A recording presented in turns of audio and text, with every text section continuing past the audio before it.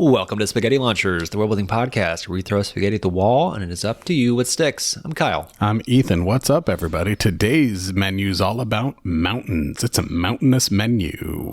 Mountain Man. The ring must be cast back into the fires of Mount Doom from whence it came. True. Yeah, Mount Doom is probably the most iconic mountain in fantasy. Full stop. End of podcast. But mountains are in the real world. You know what they are. They're pretty obvious. I think the king under the mountain. There you go. Like the Himalayas provide such cool like vibes and world building in the real world, and they're often used as analogs in fiction because of Buddhist monks and temples and just a lot of shit gets built into mountains, which I always think is cool. Building into mountains is awesome. The Incas in the Andes Mountains, Machu Picchu, there's some just awesome vibes down there. Masada in Israel, the fortress that was built on top of a mountain, that's very cool. Volcanoes.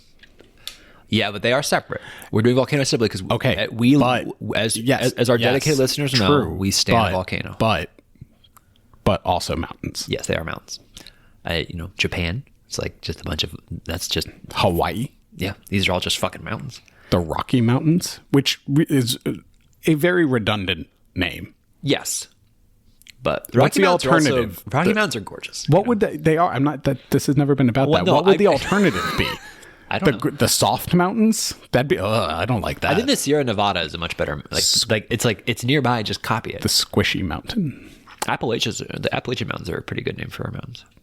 But the Matterhorn, very cool. Matterhorn is great. In South Africa, there's a mountain range called the Drakensberg.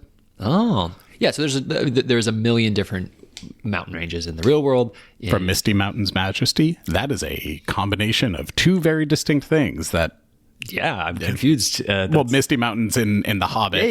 And also Purple Mountain Majesty in one of the songs. The one of the many America songs. America the Beautiful, or fucking, I don't know. I forget the names of half of them. They're all repetitive. I know them when I hear them. Yeah. Anyway. Still, the most of all, some great mountains in the real world, great mountains in fantasy. My personal favorite will always be the floating Hallelujah Mountains in Avatar. James Cameron's Avatar. You bring them up a lot. I think because his name, the way this guy reacts to them is so funny. It's such overacting. Did he say hallelujah? He's like, oh, you mean because someone says, oh, it's up here, it's hard to fly in because of the floating mountains, and the guy in the background goes, you mean the Hallelujah Mountains? I'm just like, it's so it's so cheesy. It's so James Cameron. I love it. The man knows how to write cheese. He really does. It's so shticky, but it's so much fun. Anyway, let's get into our ideas here. You know what mountains are. We don't need to belabor the point. Give me your teas. What mountains are you presenting today? Mountains.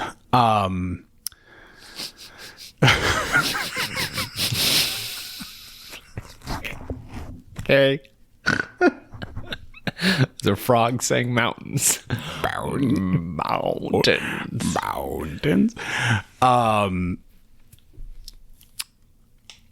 What's your holy right? Thank you. Holy rusted metal Batman. Holy rusted metal Batman. Yeah. Interesting. What you got? Let's play Jenga. Okay. Tell me. I think you should go first. I went first last time. Oh, all right. Kick us off, Ethan. Do you remember? Let me ask you a question, Kyle. Okay. What happened to all of the droids after the Trade Federation landed them all on Naboo and they all got deactivated at the end of that war? Were they put in a big pile? Mm-hmm. Okay. What happened to all of the other droids that were used in the droid armies throughout all of Were they put on the pile too? They were all put on the pile, Kyle. Pile. Yeah, welcome to my life. They were the Skeletal Mountain is Skeletal Mountain. The Skeletal Mountain. Okay. Is made up exclusively of the remnants of the Great Droid War. So in a world sort of like in Dune, where you start post AI. Okay. One of the great monuments to it was the gathering of all of the droids, the remnants of the series of the species, this artificial species that almost took down humanity and put into a great mountain. The mountain is climbable. Okay. If you want, it is open to the public, but it is there primarily as a monument because it must never be forgotten how great of a threat AI can be. Because look at what it created. It created this massive, this mountain, literal mountain, like Everest size worth collection of bodies and weapons to be used against humanity. Like, it is terrifying when you think about it at that scale and at that size. Okay. And I thought it would be interesting to get in there, sort of similar to the Slag Desert, which I talked about during our desert ideas. Great idea. The Slag Desert was fucking dope. Thank you. But it would be fun to have it be a destination where, there's a particular type of metal or gemstone that we salvage from these, that the party has to go, maybe they discover that there are some still operational units living and scavenging in there. That seems probably not the thing that anyone would let happen, right? They wouldn't want to. I mean, they'd probably kill them, but it could. The point is, it becomes a terrain in and of itself. Yeah, and it becomes a destination you would want to go to for various reasons. But for me, what's interesting about it is the history of, yes, the mountain is made up of dead, deactivated robots, but the history of how we got here and why we decided to make it into a mountain instead of melting it down is the interesting part. I think it's interesting, but it's also kind of complete. Yeah.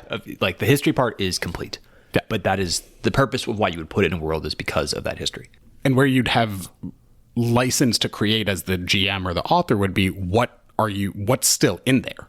I think that to a degree, but also then what is going on around it. And because my initial thought was, well, why wouldn't you have it blocked off and guarded? Because you don't want people to go fuck with it and to maybe bring these machines back. If you would watch Doom Prophecy, which you have not watched yet, not yet. Just talked about before we started recording this, it is quite good. I'm enjoying it, but they have a whole thing about the thinking machines and like they are forbidden. And that's like a central theme, is that you want to make sure this tech can't be salvaged in any way. So I think you have to make some sort of, you have to play around with that idea a little bit to make sure that it's like, okay, well, this is unable to be brought back and turned into moving droids. You have to they have to be destroyed beyond belief. Right. So then, like, anybody going to salvage it might be setting off alarm bells. So maybe it's highly illegal and and it's like well protected, and it's like a monument that is well guarded, and they keep you at bay, but you can come in, you can look at it, but you can't climb it, you can't access it. It is not open to, but yeah, I think that makes sense. It would also create a cool faction, because then you could have some state organized skeletal mountain ranger types that do have to go and patrol to make sure that poachers aren't going in there, basically. I was gonna go with, you make like a DMZ around it.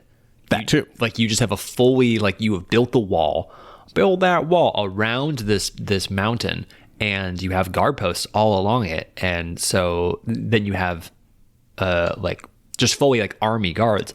Then you have rangers, who are the guys who go to salvage, Right. See, the state is actively still pillaging and poaching. Oh, interesting. No, the state is preventing. The rangers are not. They're not a state affiliated. Okay. They're smugglers. Let's say that. Yeah. You have smugglers who are salvaging, and then the party goes hook up with one of the smugglers to sneak in and salvage it. Because similar like the Slag Desert, the threat was you might get hit with slag and you might just die. But in this case, the threat is you have to get through this armed protection, and it is a monument. You can go there as a tourist and to see it, and to, like, people want to see it, right? Because it is a monument to, and maybe they can fly over it, and yeah, you can see it in many different ways. But like, it's like a piece at an art museum. You can get close, but you can't touch. That makes more sense, because I was thinking about it. I was inspired a little bit by the Iron Throne in Game of Thrones, which is made from melted together swords of all of the Targaryens' enemies. Fucking metal.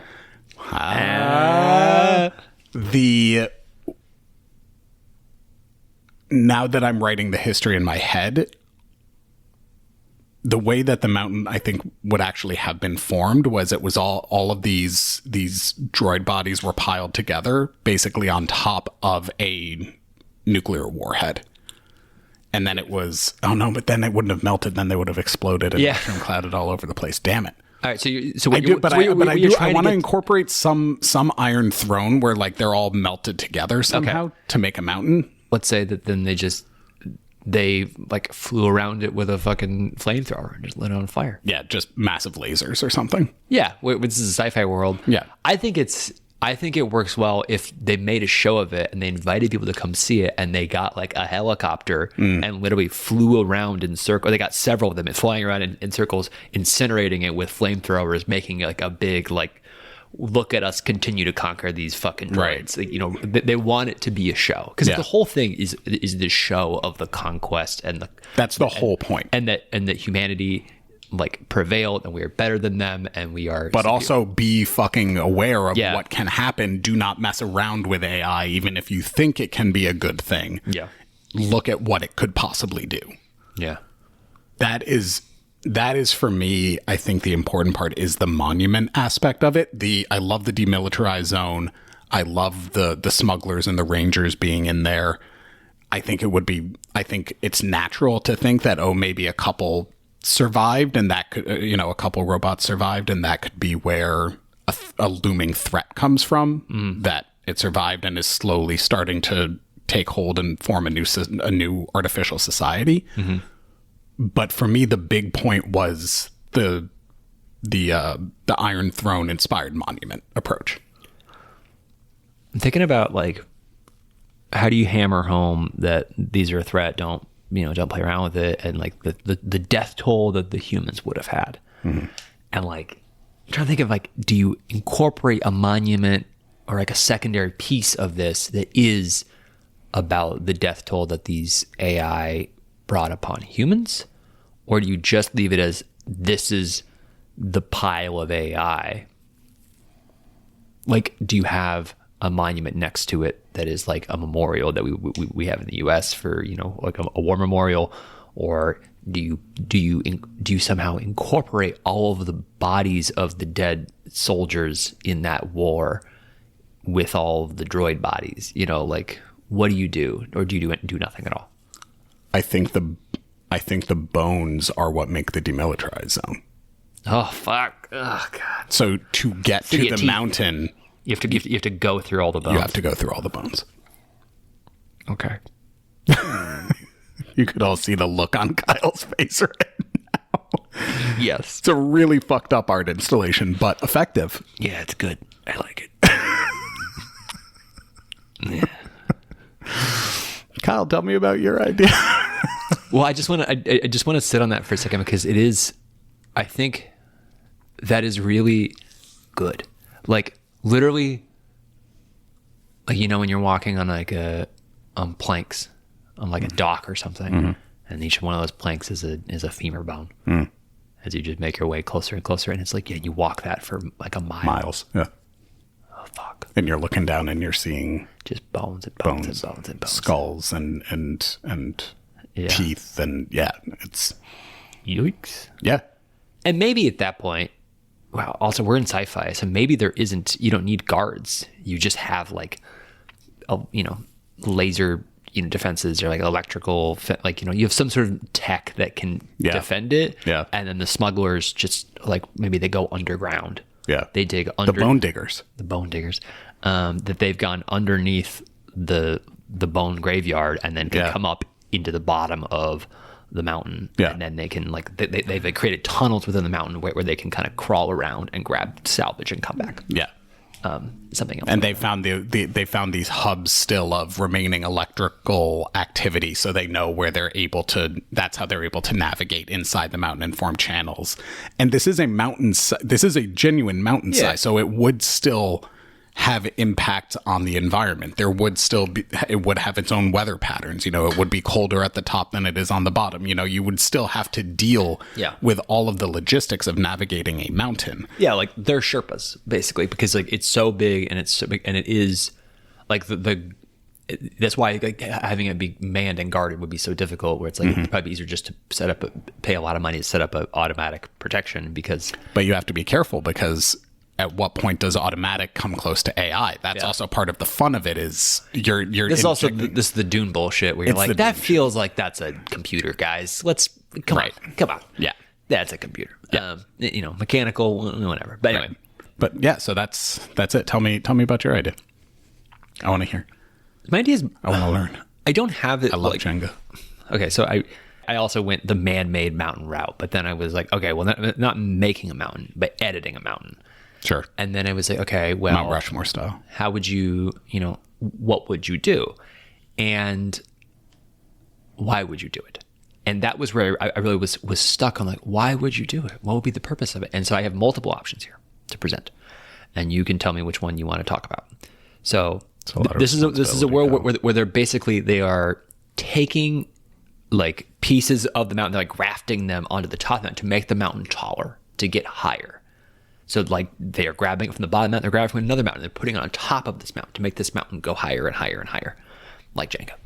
And the question becomes, why are they trying to get so high? And I have I feel like the first answer was the least interesting answer, which is aristocrats trying to distance themselves from the lesser peoples or whatever. This is the upper city and the lower city. And you're like, that is pretty common and well done. Capitalism sucks, we know. Never bad, but overdone. Yeah. It could be religious, that they are trying to get closer to God, to the gods. That could be an option. It could be resource-based, that light is, this is similar to an idea that you kind of talked about recently, is like light is scarce. Oh, the light harvest. Yeah. Light is scarce, and the days are so short that if they get higher, they get more light. And then that is also tied to the next idea, which is if they can get more light, they can grow more crops, and they have a food problem. So they're building the mountain taller so they can get more access to the sun, so they can, because it is too cold otherwise, and they need food. So I love that. Eden Mountain. There you go. Very easy to do. And for some reason, the way you described it, I don't know why, but I'm imagining it as after all of the editing is done, it's sort of like a pyramid, but then on top of it, when it comes to its apex, it just forms into an upside down pyramid. So then you have the flat part on top. And then it sort of looks like an hourglass from far away. I wasn't thinking about it. I was thinking more you would have it be tiers all the way, be like a tier. Yeah, you could do that too. I'm just saying this is just how I'm envisioning it, but that would work also for the garden, because then you get to the top and it's the big flat surface. Well, yes, but I prefer like a rice patty. Like, yeah, that works too. Like a tiered down, but yeah, you could do. I'm just cluing you into where my brain went. But I like the gardening. I mean, the other one would be very simple, is just height for military purposes. Like put a mega laser up there, put an aircraft carrier, an Eerie for dragons. Yeah, you could even simplify it and say that it's to put it's for intel. It's so they can put a guard tower, a watchtower, with incredible like telescopes that no one else has, so they can see as far as possible, and they can really have a lay of the land, because this is otherwise like they've put it on the top of a mountain range that is pretty clean, and then both sides are plains. Yeah, so they can see their entire kingdom, their entire world basically can be scouted, so anybody trying to invade can never really do it very well. And it also just has like a symbolic, like, we know. Absolutely. I love all of that. Yeah. I think that's great. I have since come back to, I'm talking myself now back into the garden idea. Okay. And the reason why they're doing this, why the society has chosen to do this, to adjust and fix and edit this mountain, is because originally there was once a big ass tree. And through either ecological disaster or maybe an accident, that this being not deliberate, or actually it could still be deliberate and it would still work, but somehow the tree was destroyed or damaged to the point where it became no longer inhabitable. And so out of respect, out of responsibility, out of guilt, out of shame, society is recreating the biome of the big ass tree on this edited mountain. And so maybe I was thinking about why would they need to make a dragon eyrie? Right. Or, you know, maybe there are giant eagles that wouldn't these natural creatures live in these places anyway? Yes, until humans destroyed their habitat. And so this is an effort to recreate that habitat. To make a lush landscape on a mountain. That would otherwise not exist. And be high enough for the creatures that lived in the treetops of the big ass tree. Interesting. And I think this idea, you don't even need to have the big ass tree. You can just say that it's to build habitats for great flying creatures. You could even just do that. Sure. But either one works. Yeah. Because then it's a regular mountain is too jagged and steep and doesn't have any of these. It doesn't have any vegetation. It doesn't have as many resources. Right. It doesn't have easy access to water or whatever. So then they're manufacturing that at this height to then. Maybe it is, you can combine things. Yeah. We can combine all this shit, basically. Yeah. You have a guard tower that can see, which is also being manned by these dragon riders or whoever, like, you know, has these flying creatures that they train, this rookery that's up here. And then they can set out from this location to go further investigate or deal with problems. Right. And then they also can grow, crops. Grow crops here. Cultivate agriculture. And they can cultivate at a much higher clip, pun unintended, I guess, than a lot of other places because they have more sun. Yeah. And because there's mountain ranges, you know, like this is all on a big mountain range. The mountain range is also blocking sun a lot of the time. You know, it is reducing the sunlight every day for all these places. So up at here at the top, they don't have as much of that issue because that's what, you know, they put it up there. No, it's in an attempt to basically make up and engage in some sort of environmental conservation. They have also removed some of the natural barriers, and now maybe the species that used to live in the higher parts of the trees are now thriving in a way that they never did before. Yeah, through that cooperation and that carefully guided. And maybe it's not I mean, because like I kind of start with a single mountain, but it's also like, well, they could have one mountain that is kind of it's the tallest mountain. It is the most important. It is like the home base of this, but they just go to every other mountain in that range, just chop off the top. And so that each mountain is basically, they're all like sloped little gardens, and they put trees and they make a little habitat and a little garden on each and every one of these. So that the tops of these mountains just don't look the same. Yeah. They don't look like regular mountains. No, and they're all different. They're all sort of cultivating different crops or rotating. They've got, this is basically hyper advanced agriculture on a massive scale. Yeah. Which is we talk about urban agriculture and in city and in urban environments that need to start thinking vertically. Yes. In order to start solving food crises and food deserts. Yes. This is an extreme version of that. Yes. But then it's also, you have other purposes, like which makes it so that it's like, oh, well, this is worth the investment because we can get more food, but also we have a military advantage. We have whatever. You could even bring in the religious element and say that there's a temple that was, you know, there's a religious order that also wanted to be closer to the gods, you know, and they thought, you know, if you get to the gods, you know, if you get on top of the mountain, like Mount Olympus or something, it has that kind of like, that's where the gods live. How did we not talk about Mount Olympus in the beginning? We in an episode that never way back, like one of our first episodes never made it to air. But we had such a good conversation about Mount Olympus, and y'all will never hear it. Never. The principle of the idea was an ancient Greek just walked up to Mount Olympus, and then turned out the gods were there, and they're like, "Oh, thank God you're here. Can you join? Like, we need extra hands." And then he becomes the god. And yeah. Anyway, but great idea. Great episode. Yeah, I feel like that's the end of the idea. Basically, I like this. You're terraforming yourself. Basically, you're terraforming a mountain range. Yeah.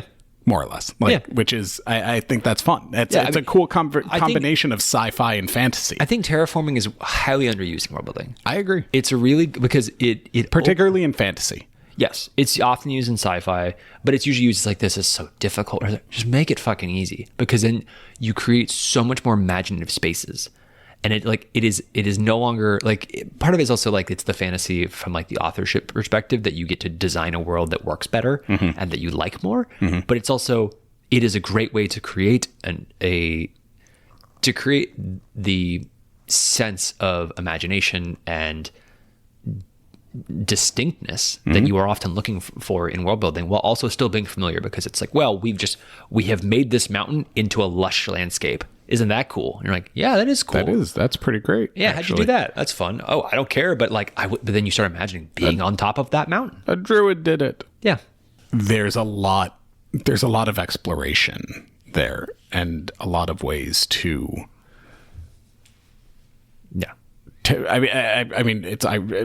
to terraform it, right? To make it meet your needs. I think it's a very flexible idea. I like that a lot. Yeah. All right, let's move on to some frozen lasagna. Ooh, I'm feeling a little hungry today. It's because you haven't eaten. That's true. Ding. Similar to the idea I've already got, but this was the military version I was holding off on because I feel like it is super clean and easy, but I really love it, is that it's an entire mountain range that they build a great fortress on the top of it, and they shear off all of the mountains, so it's a steep cliff every single direction.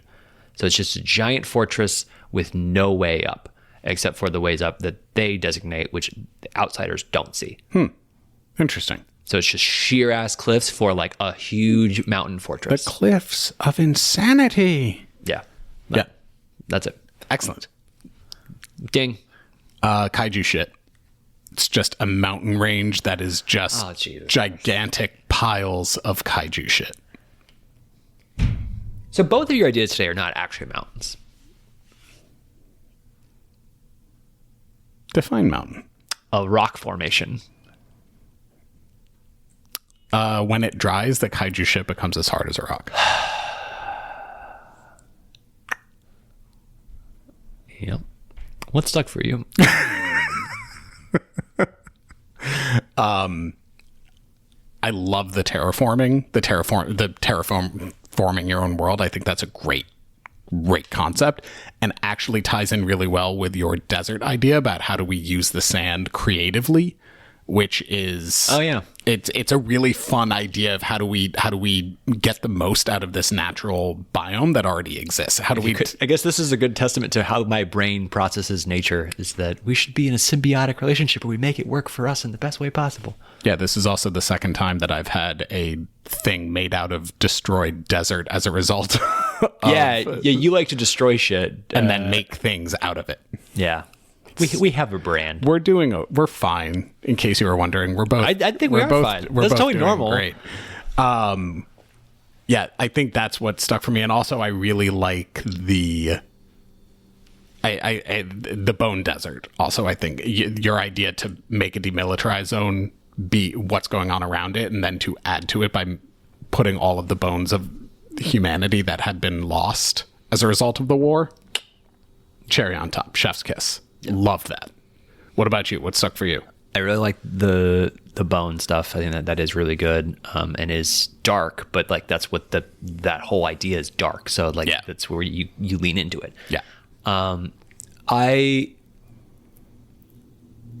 I really like something about like the simplicity. Like I think my idea is good, but I think I like the simplicity if you just rein it back into one of those ideas. And if it's just a guard tower on top of a mountain that they've made taller, like that kind of thing. I really enjoy that. Like the tallest mountain in the world is a man-made mountain that they put a watchtower on top of, and like just don't give a fuck. They're like, yeah, we did that. Yeah. Like I think it says a lot about a country that's able to pull that off. And yeah, I also I really like the idea of chopping off the side of the mountain to make it a sheer cliff. Yeah. In whatever context you do it, I thought about it doing it as like, oh, it's the aristocrats trying to, they make the upper city where they literally just put it up on a hill and then they cut off the side, so it is, you can't even get up there without permission or whatever, without going up the correct ways. Like I like the idea of creating a cliff face where it's supposed to be a hillside or a mountainside. I think just doing that in any context is nice. Like it creates a cool visual, and you can have it say a lot about the world, or it can just be, we needed the space. So we built a city next to this. We're cutting off this part of the mountain because that gets us more space tucked in, and we'll do that. There's a lot here that reminds me of some of the discussions we had during our episode on sky cities, which I don't recall. You had very similar ideas about how to use mountains to build cities. Oh yeah, I think I put one at the top. You did. Yeah. And it was a really cool idea, but I think I didn't realize until we started talking about it how much I love the trope of mountain cities, of cities built into mountains, like Erebor or even Machu Picchu or Wakanda in Marvel. I think it's just there's the mountain of vibranium. Okay. Yeah, that there's like a little city inside of there. Okay. And I just think those are really, really fun ideas. Yeah, cool. All right, well, that's what's stuck for us. Let us know what's stuck for you. Emails on the show notes. Thanks for listening, y'all. Goodbye.